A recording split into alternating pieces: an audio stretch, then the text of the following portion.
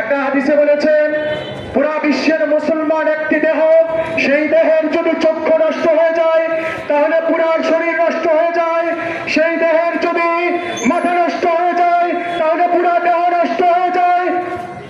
আজকের এই ফিলিস্তিনিদের পক্ষের এই সমাবেশ থেকে বলছি, আরবের শাহেকরা, আরবের এই শাহেকরা বড় বড় রং নিয়ে বসে আছে তারা নিয়ে, অথচ ফিলিস্তিনের মুসলিম ভাইয়েরা, আমাদের ছোট ছোট ভাই বোনেরা, আমাদের মায়েরা, তারা রক্তের সাথে খেলা করছে। পৃথিবীর মধ্যে সবচেয়ে বড় সন্ত্রাসী দল হচ্ছে ইসরায়েল। সেই ইসরায়েলের বিরুদ্ধে আমরা নৈতিকভাবে যুদ্ধ ঘোষণা করছি। আমরা আমাদের অন্তর থেকে এই ইসরায়েলদেরকে ঘৃণা করি, ইসরায়েলদের পণ্যদের আমরা বয়কট করি।